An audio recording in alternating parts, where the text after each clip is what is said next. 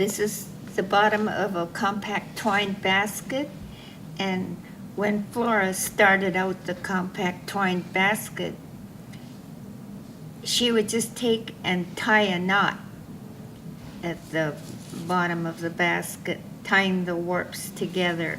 And she would weave so that she added at equal intervals. And then when she got this far, then she just added, not mathematically like she did right at the start. It's very similar, except that she didn't do it as mathematically as Flora, because Lucy's were finer, so she's really adding more randomly than Flora did. Before you get to this stage, it's so important that you have all of your materials prepped. If you're doing a false embroidery pattern, you know how many leadies you're going to need. You've worked that out. And then you have all of your whoos and you have everything ready to go.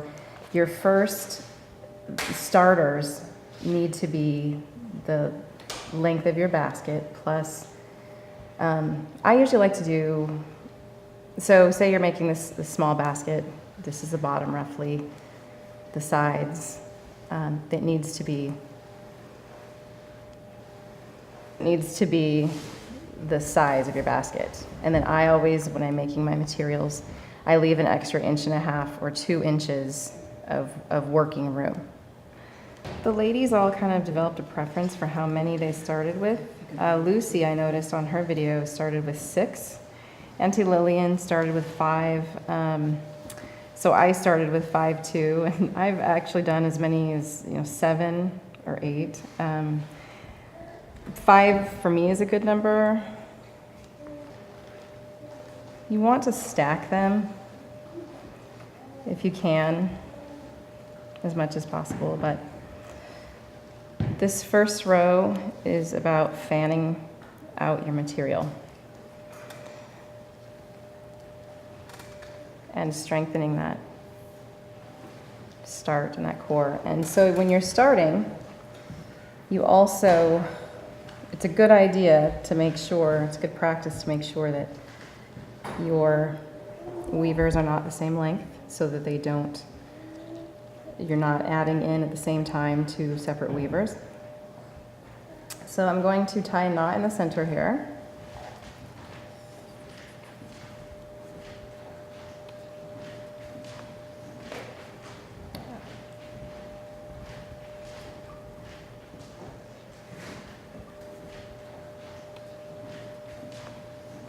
And then I, right away, like to choose which one is going to be my first. And then I tie a knot in the top.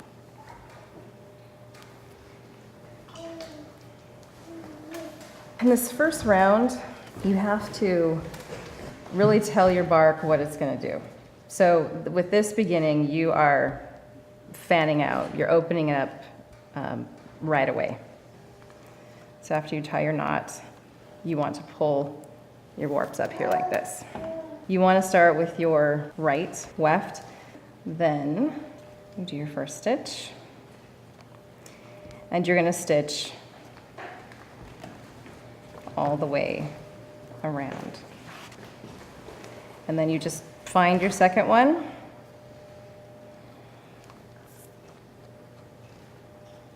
You kind of decide as you go around. If one sort of pops up and just says, pick me, then that's the one you go with for the next one. So that's number 2. And you're wanting to really pull towards the center because you're pulling everything to the center around that knot, and you want that really tight. So here you go around again. You're pulling your leady up and out.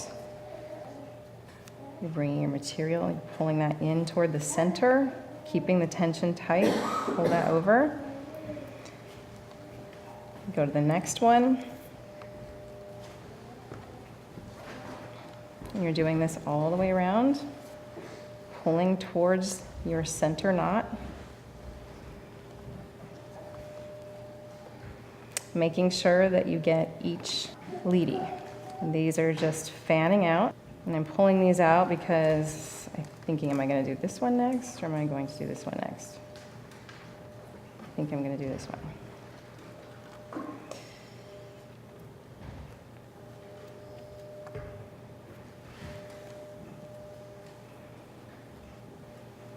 And you're fanning out.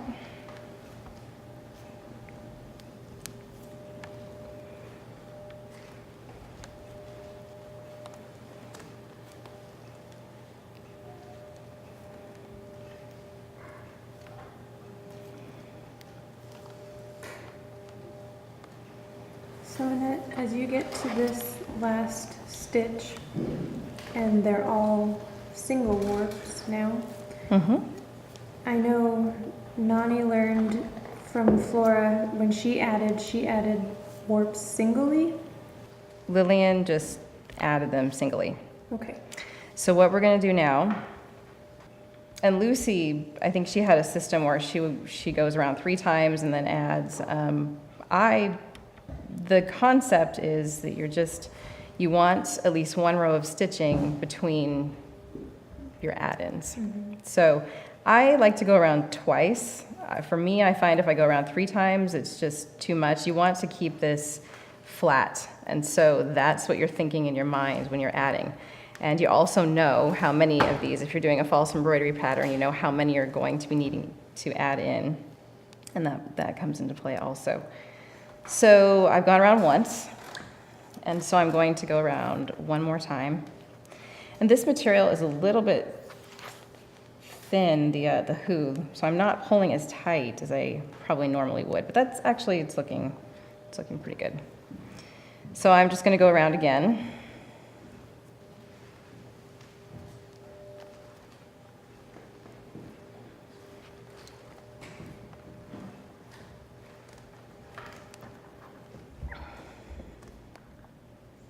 Okay, and this is where I start. You could go around another row, but you want to feel, you can look at the separation, and you kind of know when you need to start. If I were to go around again, I feel like it would start to curve up, and you want to keep it flat.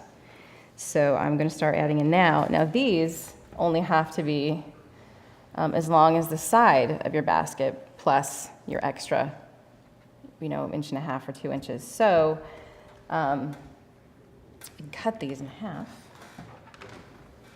And then you want to add them in, evenly spaced as much as possible to keep it nice and round. So I like to add in every 2.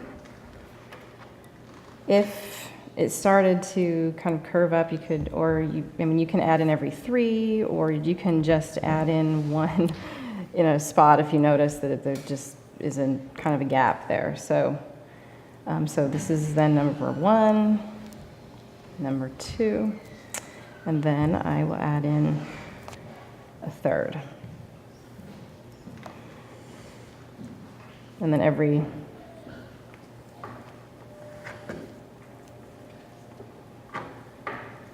so you just put that in the back and go around.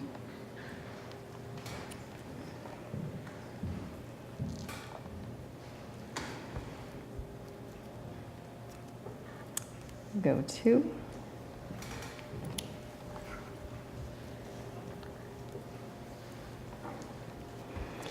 And you're always trying to position these as you go around and tug them into place.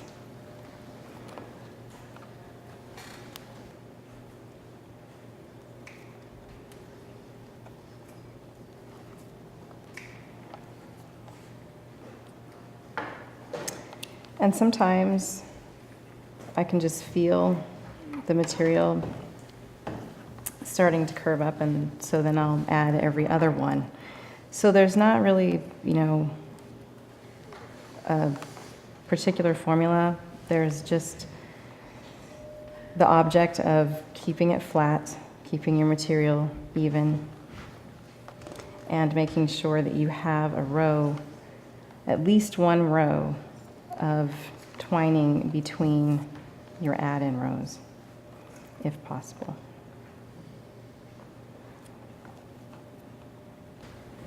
So with this method, then after it dries, you have to trim the tails on the back? When your basket is finished, you just go in or you can trim them before you turn up the sides. If I'm making a bigger basket, I think I usually just try and start with more. And then you're not having to add in right away. So from what you're doing now, do you just keep doing the same thing until you reach the width of the bottom that you want? Yeah, so you're just, and you've added in everything, every leady that you're going to need for your false embroidery pattern. So this is my first row now that I've completed, and now I wouldn't add in any more to this row. Also, if you add in too close together, it's obviously going to get really bulky too. So I will go around 2 times and then add in again. But see how it's just staying nice and flat? That's what you want.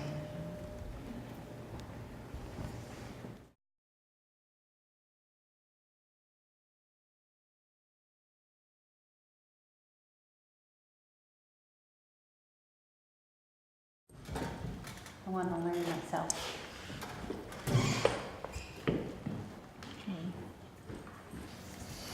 What are you doing there? I'm getting all the water out of it with my thumbnail. You don't want to add in the same place. You always make it just a little bit longer on one side. And then when you're ready to start, you always center it to make sure it's in the center, that there's equal on each side. And one thing Flora taught me was just tie a real simple knot, just like you do when you're tying your shoelaces, and you can start that way. Because you're going clockwise, you're going in this direction. And when she started out, she did 2, 1. You'll do 2 the first time. Okay? Then you do 1.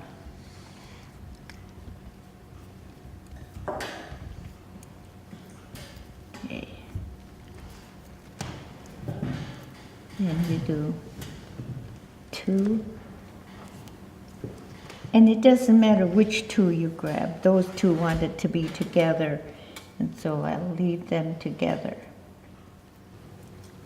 And you're taking the non-working weaver, you're going up and back, then you're going over that 1, and then under 2. Okay, so then it's up and back. The non-working weaver goes up and back. The working weaver crosses over and then goes behind the 1. Okay. Pull it real close to the center. Okay, the non-working weaver goes up and back, and then the working weaver goes under the 2. And now that you've come all the way around, you put a marker on one of these 2.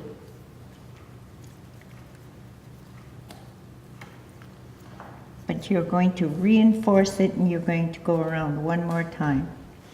It's easy to get mixed up when you have 2 red weavers and one is short like the other one. So I usually put a marker on each one to know which ones are my weavers. Okay, that one, and then the other one. Go 1 round, doing over 2 and under 1. Okay. Now you're going to go 1, 1, 1 all the way around. You're not going to add until the 4th row. Okay, so.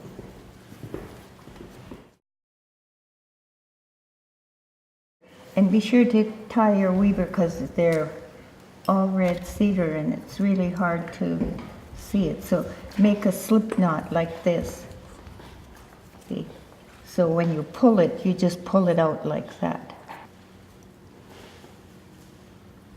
I know it's confusing at this point. I'll go through it again with you, okay? So there's 2 here and you put it over. And this is the working weaver because it went underneath. This is now the working weaver. And that one's the non-working weaver. Oh. And then this one goes over and then under. Okay. The over that one and under 2. And pull them tight toward the center because you don't want any gap there. Okay, so that one makes the X. Up and back. This one goes over that one and under this one. Okay. This one goes under? Uh-huh. Under 2.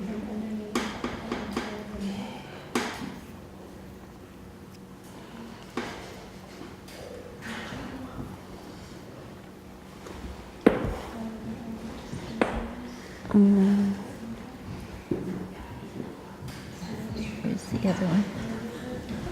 So it goes over. Okay. That's it. And this one goes under 1? Uh-huh. Under 1.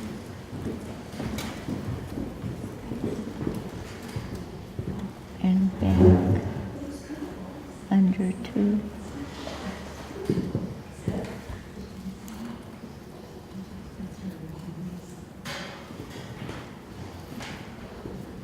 Now that you have come around, you'll put a marker in, tie a knot and put a marker in. And 1.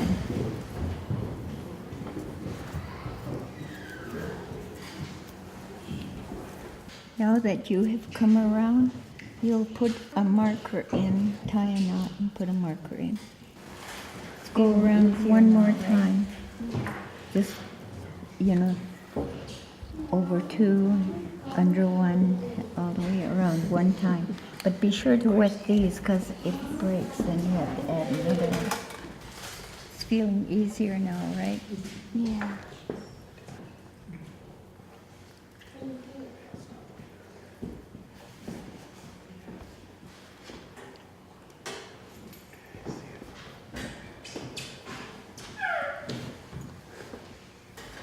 Okay, now 1, 1, 1, all the way around. You're doing good. Boy, you've got the fingering down. Good for you. You're doing great. She's October 28th, so Halloween decides for October she's going to dress up. Now I hope everybody's that easy. Because I'm going to let you teach them. That's what Holly does so that people remember it. If they learn it, then they have to teach somebody else. We need to add more Yeah. of these. Okay. Yeah, we're adding right away, so even though it's a little long, 'cause then it'll make it easier when you're adding to the to your warp. So we're going to go ahead and add to your weaver. Okay, and get all the water out with your thumbnail. Then you won't have a whole bunch of holes in your basket if you get the excess water out. Otherwise, it shrinks. The weaver that she was using, Yeah. I'm going to use it as a warp because she could use it there. Okay. The last tail of it? Yeah. Oh. So is that kind of just, you can do that if you feel like it? Right. Artist discretion. Right. Okay, now get a warp because we're going to start adding. Now you're going to add to each one all the way around. When you add to the warp, you put it in like this, okay, and you weave as if it was there all along, okay, and then you take the other end and you pinch it. Now let's get another one, and it goes with the next one, like that. And you hang on to it with your middle finger in the back. Now let's get another one. Okay, you just lay it underneath and hang on to that so you don't lose the tension. Okay, and when you pull it down, then it will go with the next one.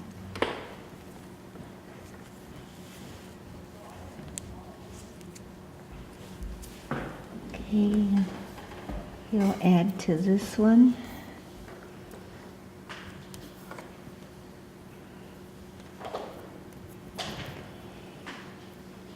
And just as if it belonged there.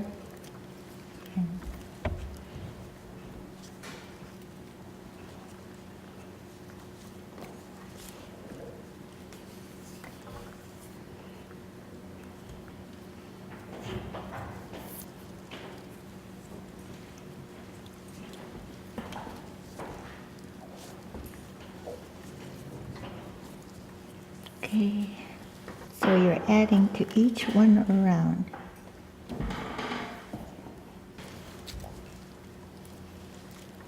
Okay. Now add to that one. Hold on to it with your index finger.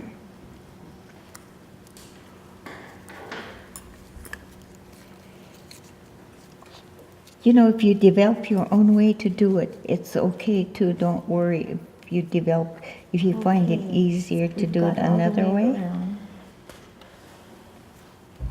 But this is the way that Flora taught me how to add. And she also taught me to add just using one if you felt like it, you know.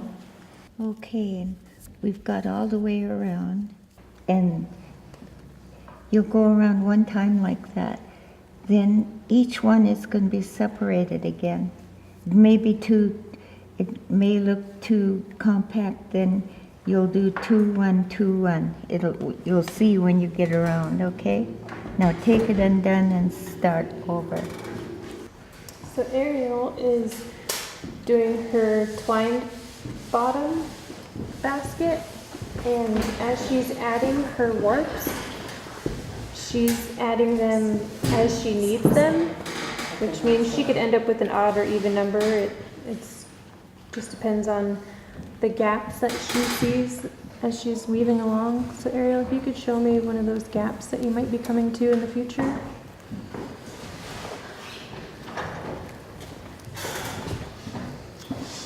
So like right here is a good example of where she's going to be adding.